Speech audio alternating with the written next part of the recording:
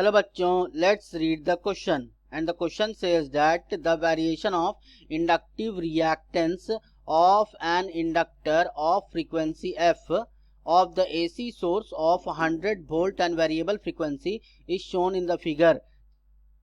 Calculate the self inductance of the inductor.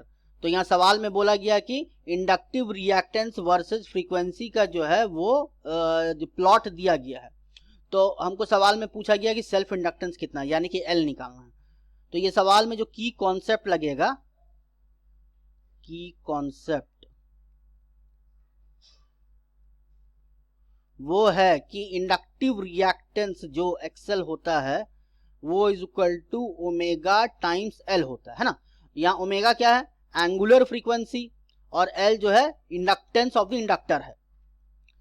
तो यहां पर अगर हम ग्राफ में ध्यान से देखें तो 100 हर्ट्ज जब फ्रीक्वेंसी है तो इसके जो कोरस्पॉन्डिंग में रिएक्टेंस गिवन है कितना, 20 ओम है ना।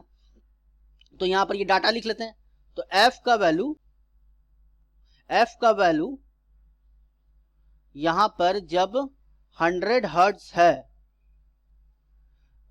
तो इस समय एक्सएल का वैल्यू यानी इंडक्टिव रिएक्टेंस का वैल्यू जो है 20 ओम है ना। तो बस ये डाटा फॉर्मूला में पुट करते हैं।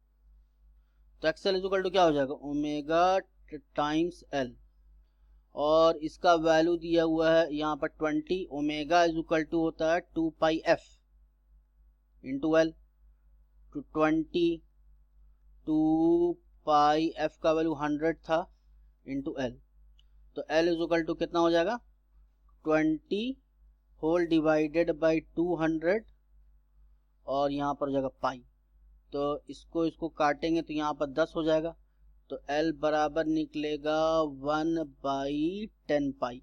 इसको सॉल्व करेंगे तो answer 3.2 into 10 to the power -2 henry आ जाएगा। Hence the final answer is 3.2 into 10 power -2 Henry. Hope you have understood it well. Best of luck.